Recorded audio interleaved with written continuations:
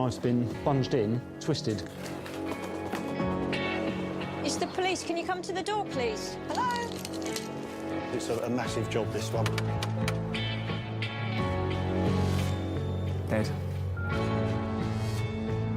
DNA matches, but fingerprints don't. They're both activating the same mast, one at 23:35. We've got him! Yay! What are they doing? Somebody's murdering herself up there.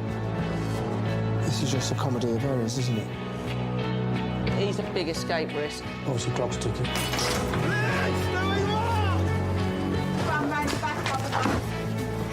Get an image of my suspect. There's no grey areas, it's black and white. It's murder.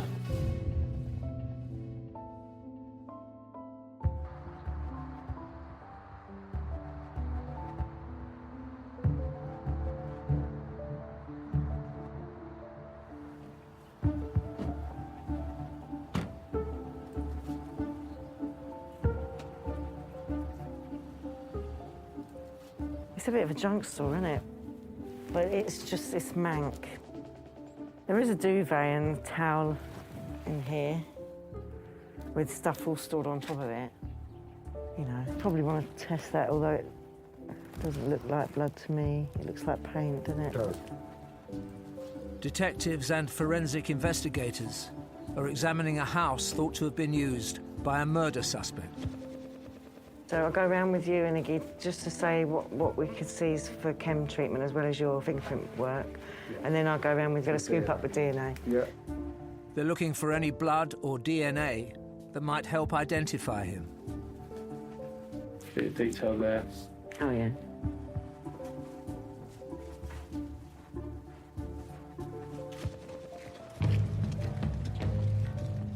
That property search follows a 2-day investigation into a double incident in Colchester's homeless community.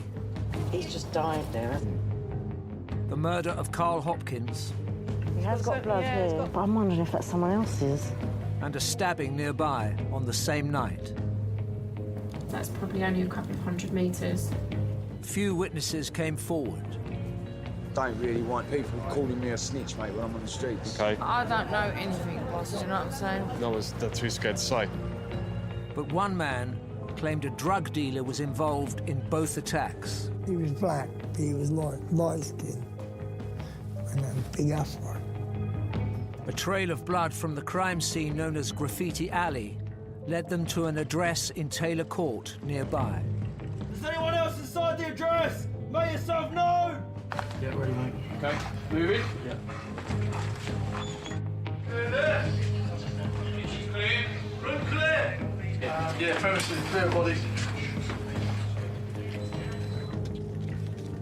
But they were too late, and their suspect is now on the run. We've done DNA from all of the drinking vessels. We've taken the cigarette ends, and the matter's been paid, so they won't have been lifted yet. Good, right, I'm going to leave you to it because I need to go back and sort Brilliant. out the comms. Do you think Yeah, for me? no, thank you. You're right, Cheers. good. See you later. If you're a few days into an investigation and you still haven't got a name, it's frustrating. It sometimes feels like all your hard work's not paying off. But you do know you still have to keep plugging away and eventually you will get that breakthrough.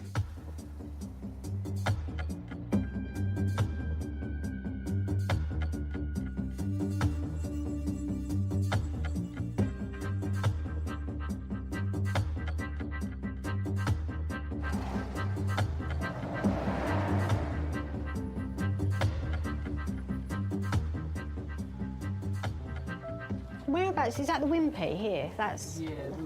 So that's coming down the High Street towards Head Street. Right, so why have we only got one person on CCTV?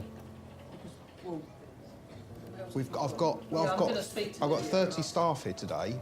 CCTV is one of our main, as I've outlined, and you're telling me we've got one person on. Yeah. Right, well. We've got 4 PCSOs who've turned up. I do not want to see 15 people doing house to house and 5 people doing CCTV. That needs to switch. To get an image of my suspect is golden. So priority, priority, priority. This is the big winner for us, for me. and let you crack on then. You go speak to Michelle then, she'll tell you the CCTV's contacted.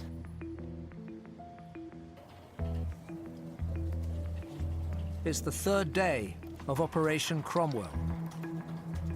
We've actually only got an inquiry team of 2 pairs because everyone else is doing the CCTV. The team now has a description of its main suspect, a drug dealer.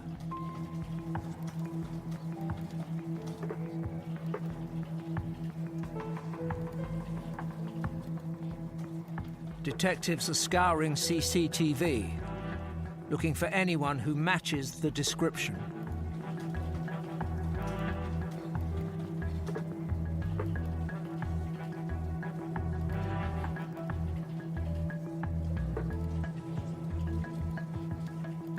They've spotted both victims before the attack and Carl Hopkins after he was fatally wounded. But no suspect.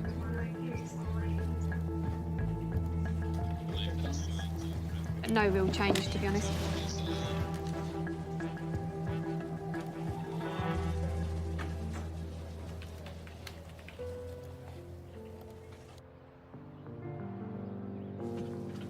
At the property search, a blood dog is called in. The same dog that found the trail of blood leading from the crime scene towards the house. Just going to run her in there to do a basic search.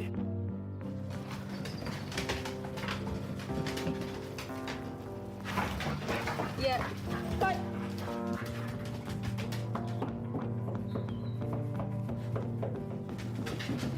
When she goes into that kind of manic snorting, that's when she's getting near something. Yeah.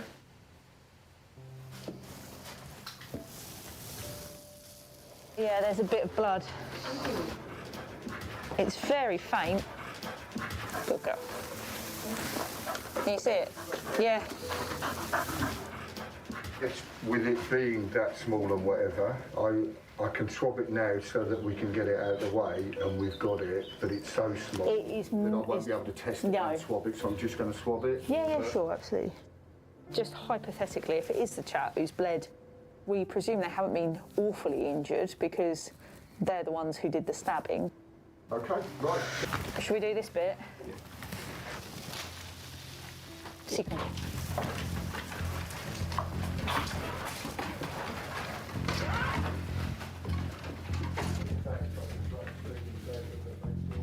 Our dogs can find blood that we would never see. What about they? Generally, with blood, especially in the quantities that we look for, can be very, very minute, not necessarily visible to the naked eye. That's an indication there. Good girl. What's that? Looks like it's a sponge that would go in there. Alan? Yeah? We've just had a indication from the dog. It's on a sponge that was tucked behind the sink. Right. I've had a look. I can't tell if there's anything on there, right. But it is sopping wet, and it would be like. Shall I show you? It's yeah. There. Oh, there, yeah, nice. Can you see? If there's blood on the sponge, the swab will turn the test stick green. So that's a positive result for blood. Yeah, good girlie! You know, no one would have ever found that without the dog. No.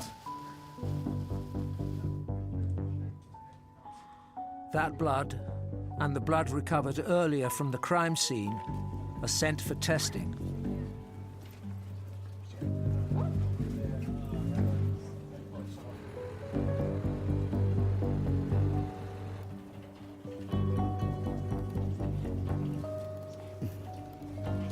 Hello. Right. Hot update. I sent some people back to see the guy in Taylor Court. He's just told them the suspect's been staying there at the address.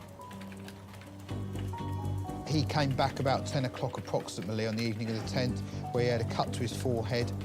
He went into the bathroom, washed his cut in the bathroom. So that's great.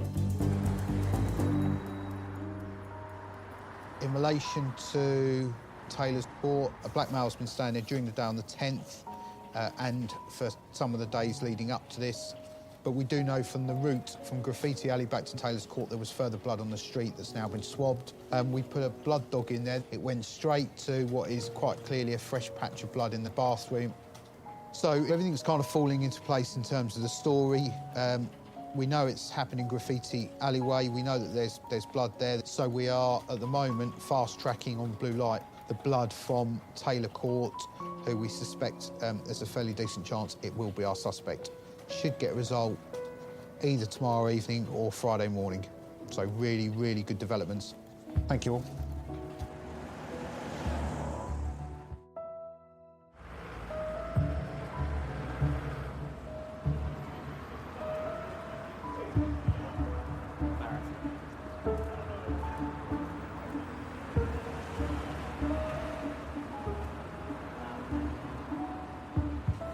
Is he in the box still? Yeah, well, someone is. It's a free call? Okay, good. All right. Word reaches police that surviving stab victim John Birch has checked himself out of hospital, despite his injuries. Is there a job seekers in the town where you can actually go in, or is it you have to phone up? But you have to phone up? Have you got a phone up there? Yeah, no, there's one waiting in the queue for it. So far, he's been reluctant to talk to detectives. I was just a bit worried for you. I was like, well, you know what, I don't want to leave you stranded and make sure you've got enough help. I know what I'm doing, I'm all right. All right. I know you are on the phone, I know you're trying to sort that out, and obviously that's the priority for you.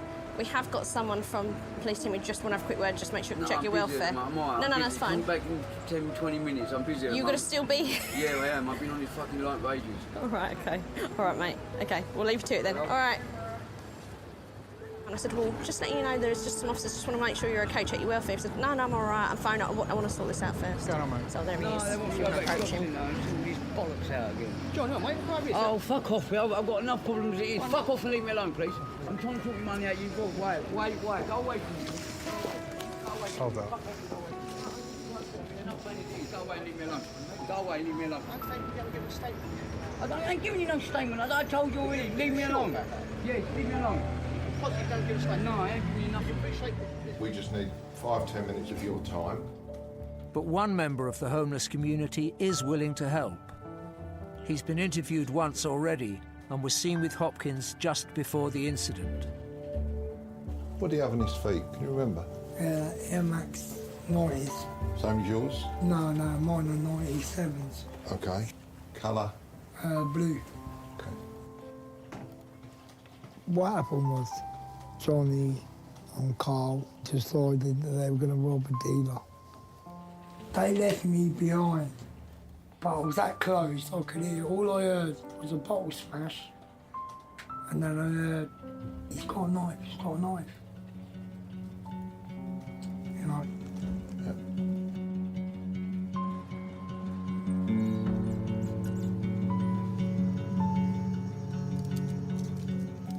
We're just outside the search area, but they've done a drain. They found a broken wine bottle. It is in the vicinity of where we think it all took place. Okay, I thought as much, but I just thought I'd better just double check with you. All right, lovely. Back to you. Okay, bye.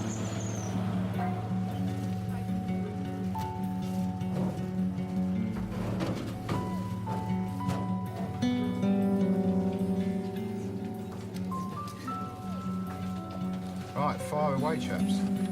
Returning from the streets, detectives have had a breakthrough. Stabbing victim John Birch has given them an account of what he says happened. He said that he's recently got out of prison, and he decides, I'm going to go and burgle that handbag shop to get money to buy drugs with. Carl says to John, rather than sort of burgle shops and stuff, and you'll end up back in prison, why don't we just go and rob the drug dealer direct? So they walk down the high street towards an alleyway, and while they're walking there is a group conversation about how they're going to do over the drug dealer. They wait for about 5 minutes, and then a black fella turns up, and they're having a conversation about, give us the drugs. John walks around, puts him in a sort of like a sort of headlock, but basically drags him down to the ground. So they're actually on the floor having a tussle. Despite the plan that everyone was going to muck in and help rob this guy, no one else does anything else. It's just John. Where's Carl? He has no idea. He has no idea where Carl is. After he starts getting stabbed with something, he said to the guy attacking him, "Stop stabbing me, or I'll stab you." The attacker... You stab me, I stab you, Yeah. isn't it? Yeah. So he did. And that's when he's got this glass bottle. He's holding a broken bottle. He says he gets the bottle and he's thrusting it towards the black fella, but doesn't think that actually any of the strikes were hurting him. So when I asked him, were you stabbing him? He said, I don't think so. But he was thrusting forward.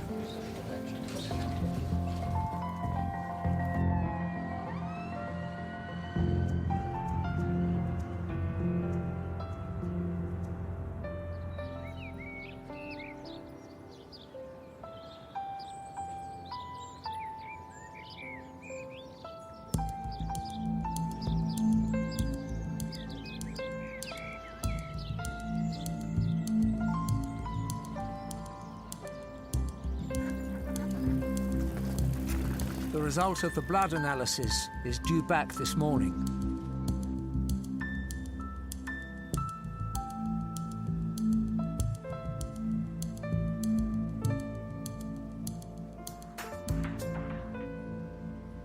I'm all ears. Okay. We've got a blood match on SW21, which is a blood spot found on the pavement in Graffiti Alley. That's come back as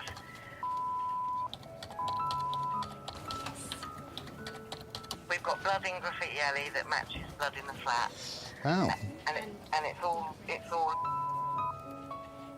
He's going to have some explaining to do very shortly. Absolutely. Well done. Fantastic. All right. Do we know where this guy is or lives or? We've just got his profile. Yeah, I've got it up now. Oh, you've got an email, have you? Yeah, he's got like short dreadlocks, weapons, combat knife, conceals combat knife, found in waistband. Oh, the only thing is, he's got a possible twin. Oh, you're joking me? No. No, you're joking, weren't you? No. Oh. Right, I'll, All right, I'll touch base with you later. yeah. Okay, super. Thank you. Bye. Bye. We have a suspect. So the update from forensics is nearly all the blood in Graffiti Way is his, in Graffiti Alley, and more blood in Taylor Court is his. So that's about the gold standard. Excellent. Good. One thing I need reasonably urgent is the picture of his twin brother. Fine. And also find out whether he is an identical twin, because we don't really want anyone being shot, or particularly don't want his brother being shot. Okay. Digging deeper into their database. Well, I'll give him another ring, but it's the same road for coming down to this shack. There's even more confusion surrounding the supposed twin. Just in relation to the male that we're after at the moment, there's a record that's saying that the other male's Lithuanian. What, the brother? Yeah. That's what it's coming back as. Have you seen that? That's the picture of the brother.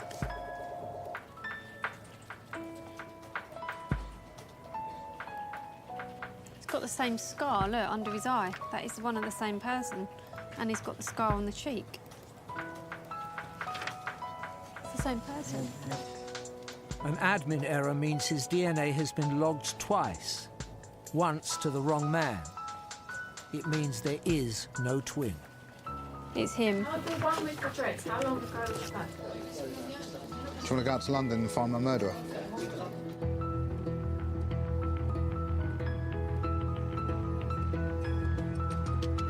I mean, it's all going on here. Have a firearms warrant too.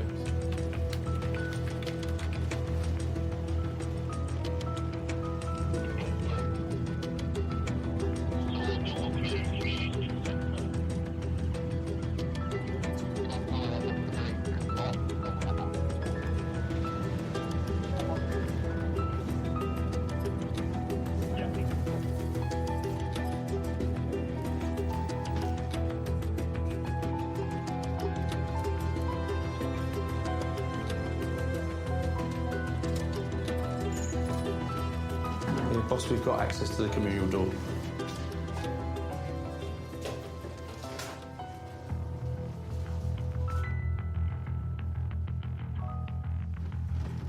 Yeah, that's all received, boss. We're moving forward to the door now.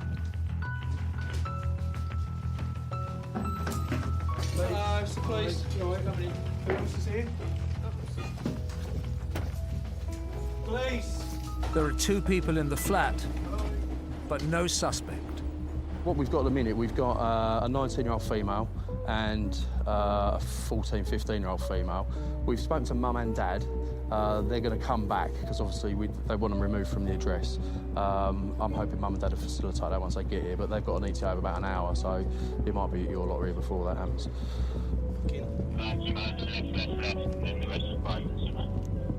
CCTV, we had a positive identification for one of my top units. Huh? Yeah. Did you hear that? Oh, so positive.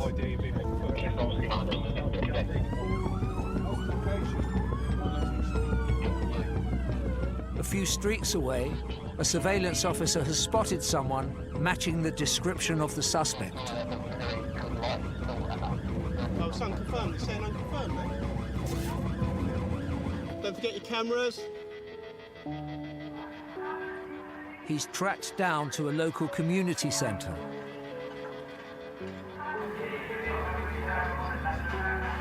What's your name, buddy?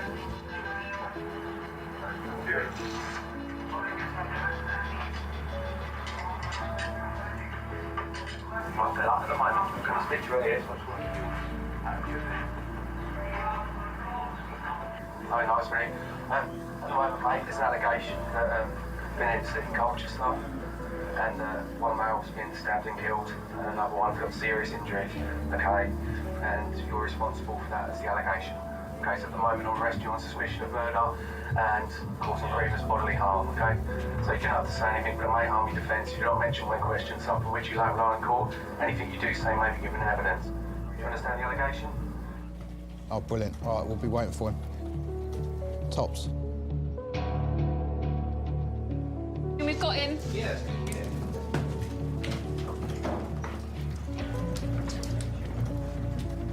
We've got him. Got him.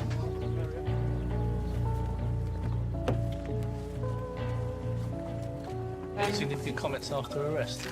Not that I've been made aware of. I'm just waiting for the officer to phone me back. Brilliant. Oh, well. Yeah.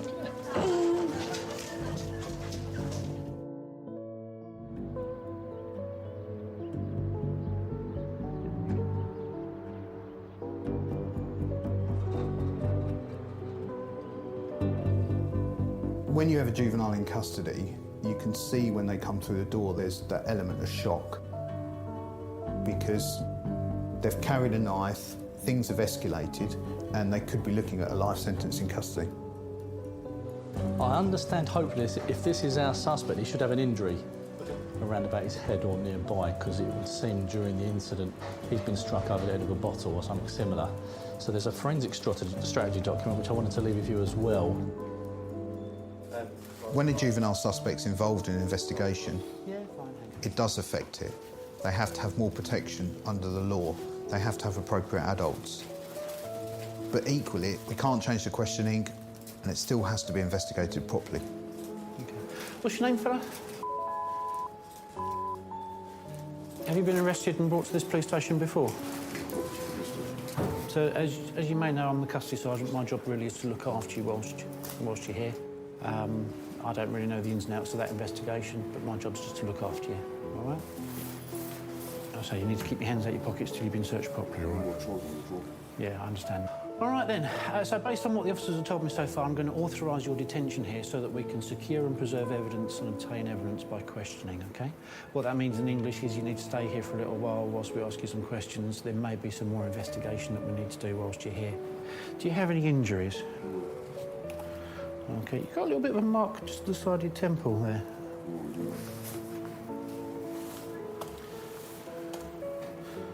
Is that new, or have you had that for years?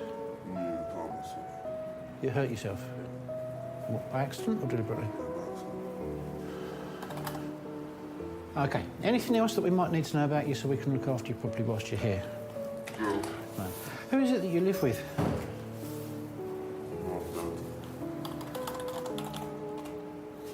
Do they know that you've been arrested?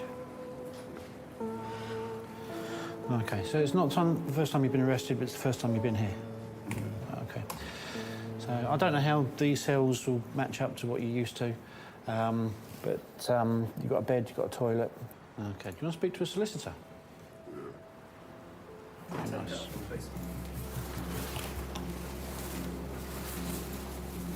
Remember that the chap is juvenile, so we can't do a strip search. Yes, yeah, one strip Yeah, search. yeah, that's fine.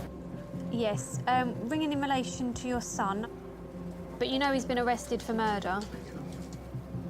Yes. Which is why we were asking for a family member to come and represent him. I can't disclose to you the evidence, but that's what he's in custody for.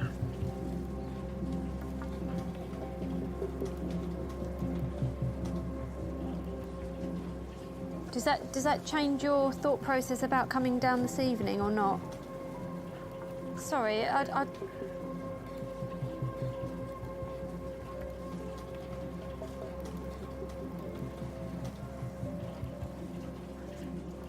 Oh my God, so clearly Dad didn't know what he'd been arrested for. There you go.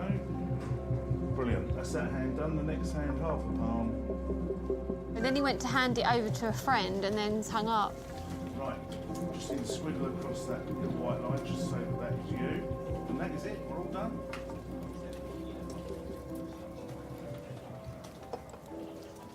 What do you think we should be giving to him as the reasons why he's been nicked? Evidence, throwaway evidence. I think opening interview, very bland. So this is what I've put then. Been forensically linked to these offences. It's believed that is a drugs runner for a county drugs line operating in Colchester. It's believed that these offences are linked to the supply of Class A controlled drugs. And leave it as bland as that. A little bit of the forensics or phones or what? Forensically linked. Just say he's forensically linked to what? But to an address in the locale or to the scene? You've been forensically linked to the murder we're investigating. And just leave it as bland as that. Yeah. The solicitor might say, I'm not happy with that. But it's not their interview, it's ours at the end of the day. No. Do you want to come this way, mate, for me? Detectives can hold the suspect for 24 hours. Then they have to charge him or face letting him go. Right, I've got you a blanket. I just need your shoes outside for us, mate. That's it. Right, you can pop in there. Toilet, flush, buzzer. OK, if you need us. Do you want anything to eat or drink at all? No? Is there anything you need? No? Blanket. OK, if you want anything at all, all right, just hit that button and we'll come and see you. All right, mate? Yeah.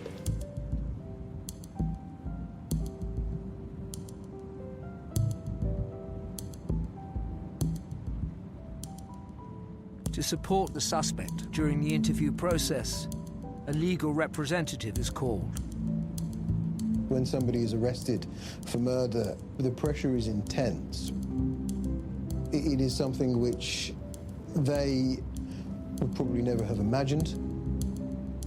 The stakes are as high as they can be if somebody is convicted of this offence. It is life imprisonment. When I first get to the police station, the police hold all of the cards in terms of the evidence and information available.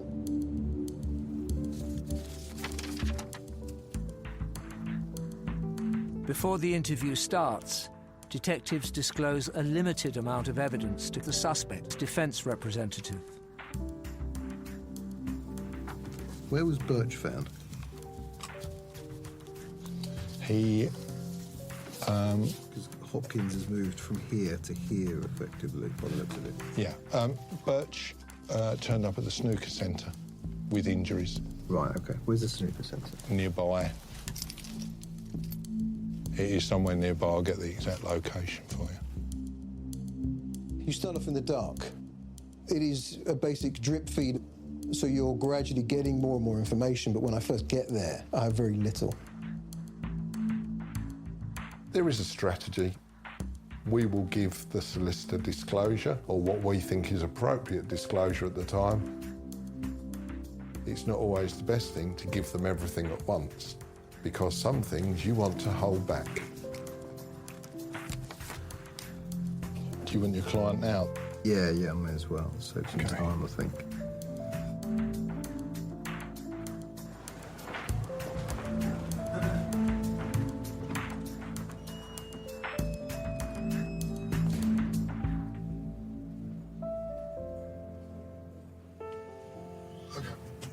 Tell me what you understand about the reasons for your arrest. My advice to you at this stage, okay, in this interview, to answer no comment to all of the questions put to you from here on in. All right? That is a matter for you entirely, but that is certainly my advice at this stage. Okay. One of the things that was noted was that you had a head injury. And you said about that head injury that you did it to yourself. I did it to myself, was your reply.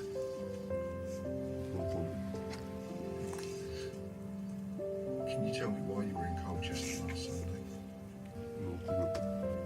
Do you reside in the town? Do you have any links to the town? I appreciate the fact you're a young man. So at this stage of the day, and in order that you are fit, well and refreshed for further interviews, I don't intend to ask you any more questions at this time. Okay, time of our watch is now 8:47. This interview has been concluded.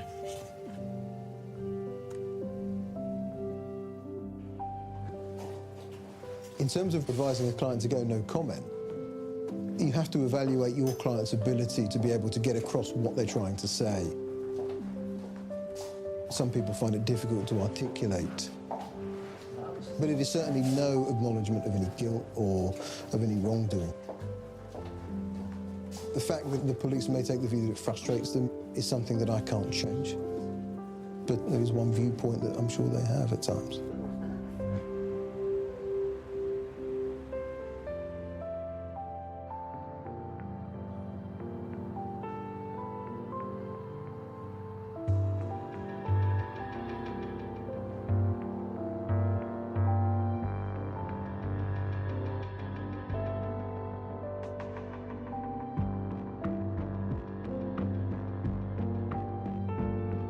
After 5 days of crime scene investigation, the police cordons are lifted from Graffiti Alley.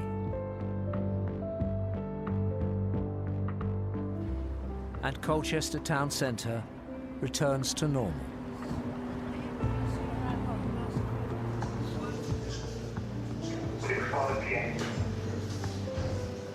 Yeah, I want to skirt around the issue around the defence, around self-defence, rather than, I don't want us to be very blunt about that, if I'm honest. No, that's fair. We've got to cover that we think that this, obviously this has come about because of him potentially being robbed by our victims, but we're not even going to mention robbery.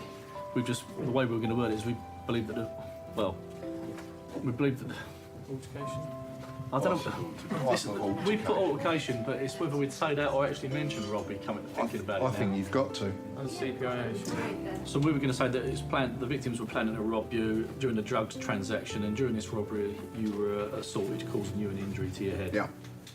And then at that point, we're going to talk about the locations where the stabbing's taken place, where the victim was found and he's walked off and left a blood trail. But also, there's a blood trail from Graffiti Alley. This is his blood.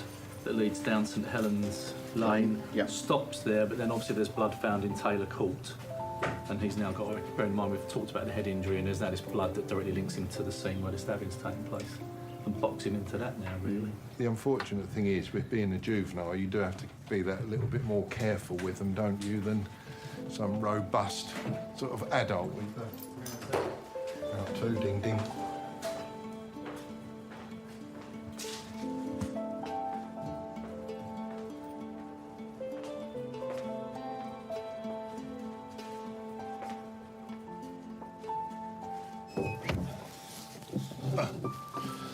Okay.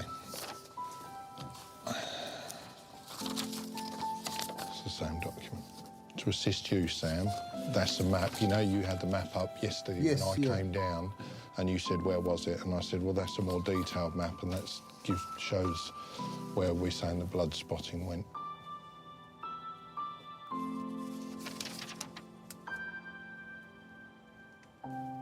The suggestion being that the deceased and the victim of or the complainant in the attempted murder were planning to rob.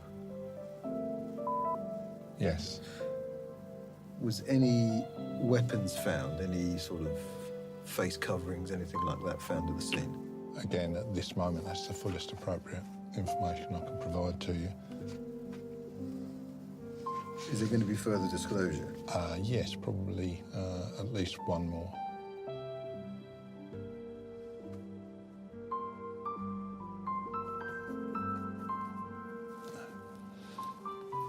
Thanks very much. Yes, sir.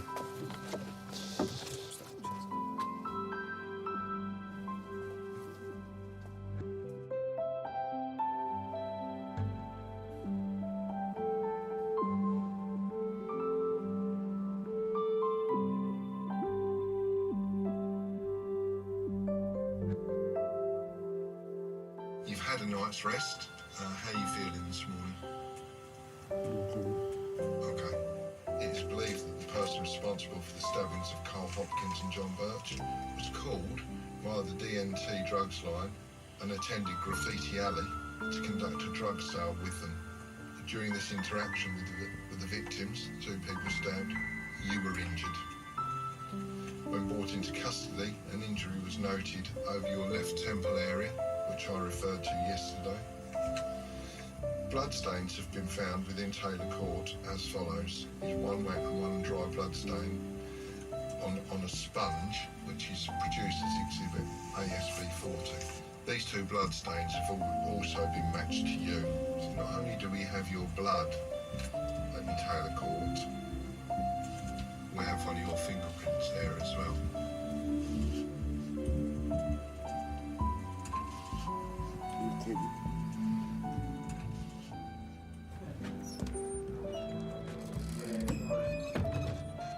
Disclosure of that forensic evidence leads the suspect and his legal representative to act.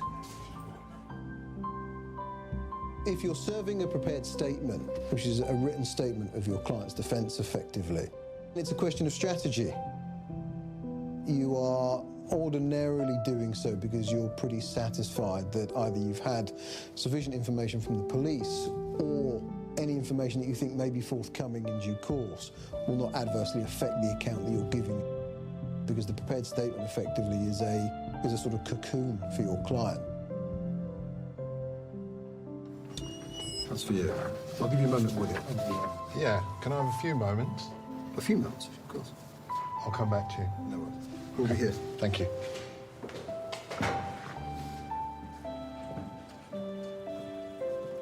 Have a present. It's a statement. I wish to state that I deny both allegations and give the following account.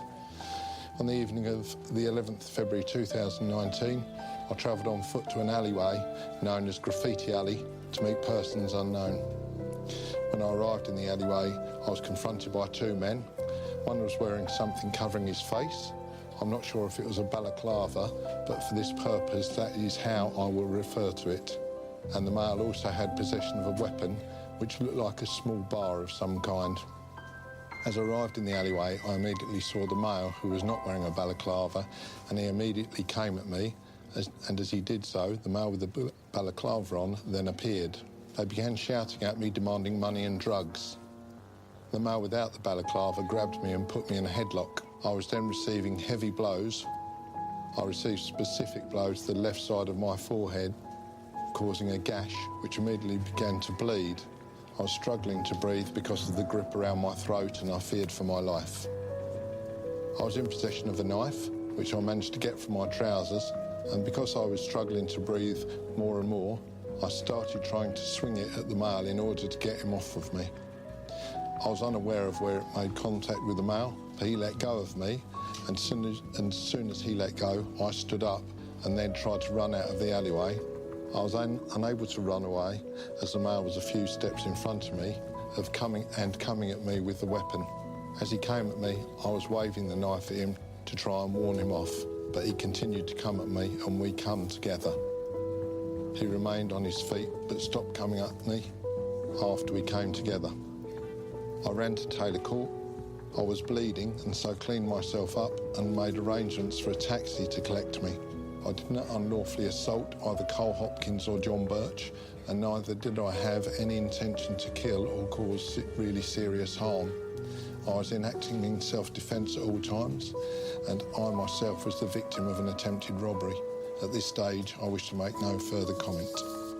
And that's signed by today. It's not no surprises, is it? It's exactly what we expected. So the couple of first obvious things when you go back in. Yep. But, you know, first of all about the fact that, you know, he's been given ample opportunity to provide an account. Yeah. And ask him, and, you know, and I know you will, you've had 2 interviews, you've decided to no comment, you've had every opportunity to provide this account, why haven't you done it? He'll no comment, and ask him again. I'm going to ask you again, because this is really important, and ask him exactly the same question again. Yeah. To kind of set the tone. Yeah. The other thing is as well, can you point out when you're billing exactly where you phone 999? And just really be quite sarcastic about it. Yeah. Because the whole self-defence thing will be, well, you had every opportunity around this. More than opportunity. And the obvious thing is, you're carrying a knife, and where's the knife? Yeah. You've got, you know, you're claiming self-defence. You've got an opportunity now to provide evidence that assists this inquiry and potentially assists your defence. Where's that knife? Yeah. Just because the victims are the aggressors and instigate the attack, it doesn't then naturally follow on that the defendant can automatically have self-defence available to them. You have to justify that level of force when you're suggesting you're acting in self-defence.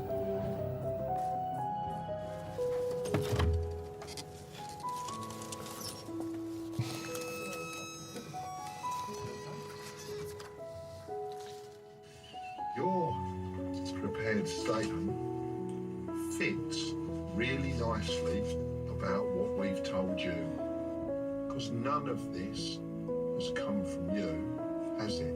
It's come from us. The police have provided you with all the details that are contained somewhere or another within your prepared statement. So it's not really your account, it's our account with your spin on it, isn't it? No comment. You've told us nothing, and you're asking us to believe you're a victim. What a reasonable person might do would be phone up and say, do you know what? Someone's just tried to rob me. Can I have some police here to help me? You didn't phone the police though, did you? No comment. You lied when you came into custody, didn't you? You lied about your head injury. Did it yourself. Well, you didn't, because you now said, during this scuffle, or whatever happened, I got an injury to my head. So when should we start believing you from? No comment. At times by my watch, it's now 20 minutes past 5, on the evening of the same day. This interview has been concluded.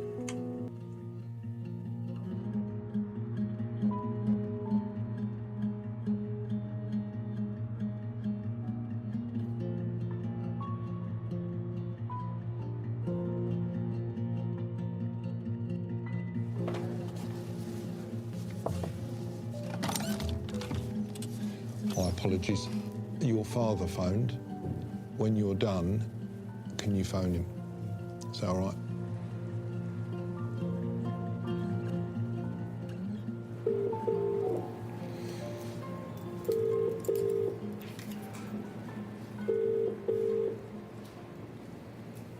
Hello. Yeah, everything's okay, man. C'est ça, my kid, too. English, please. Don't say anything, it's okay, I know. I'm okay. Yeah, my dear mama, not to worry, innit? Thank you, Dad. I love you. Yeah, I'm going. Bye.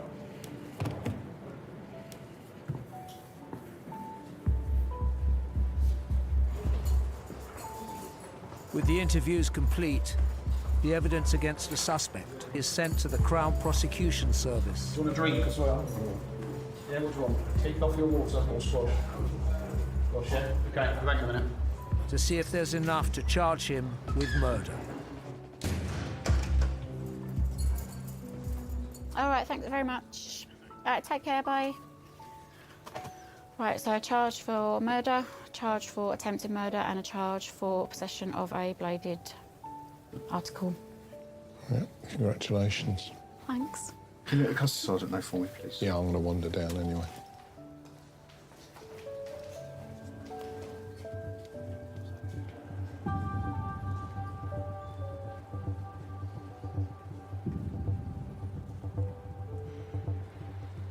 Listen carefully to what the officer's going to say, please. Okay, you were being charged with on the 10th of February 2019 at Colchester in the county of Essex, attempted to murder John Birch, contrary to Section 1, subsection 1 of the Criminal Attempts Act 1981. You're being charged with between the 10th of February 2019 and the 11th of February 2019 at Colchester in the county of Essex, murdered Carl Hopkins, contrary to common law. You're being charged with on the 10th of February 2019 at Colchester in the county of Essex, had with you, without good reason or lawful authority in a public place, namely Maidenborough Street, Colchester, an article which had a blade or was sharply pointed, namely a knife. You do not have to say anything, but it may harm your defence if you do not mention now something which you later will learn in court, and anything you do say may be given in evidence. Okay. Do you understand all that? Okay. In relation to those offences, they're not the sort of offences that I can grant bail for. So you're going to stay with us overnight, and we'll get you to the next court, which is going to be Monday morning. Okay, so you're going to be with us a little while. Do you want anything to eat or drink? Right, okay. I'm going to take back to his cell, please. Do you want a drink?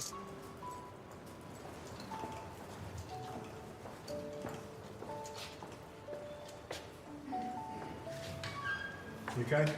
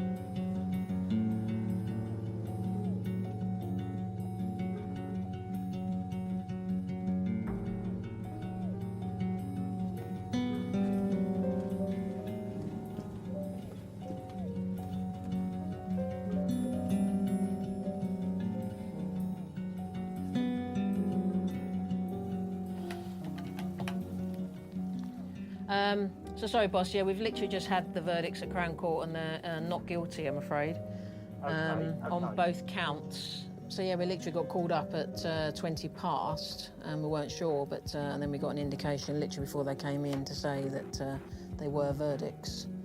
The jury, to be honest, mate, they just couldn't keep their eyes off him and were sitting there smiling at him, and I thought which way it was going before they said it, just by the fact that they just were staring at him.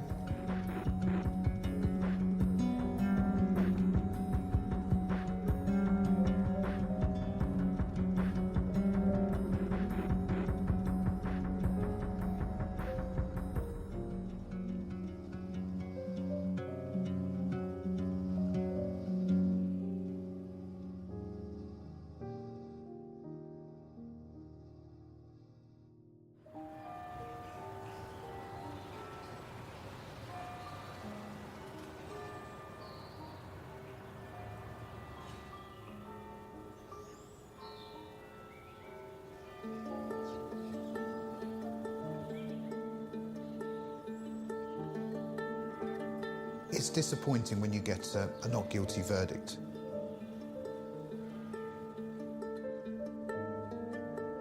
Because they've killed someone.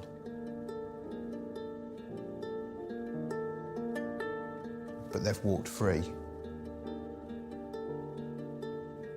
But you can't dwell on it. Because unfortunately, there's always another tragic case just around the corner.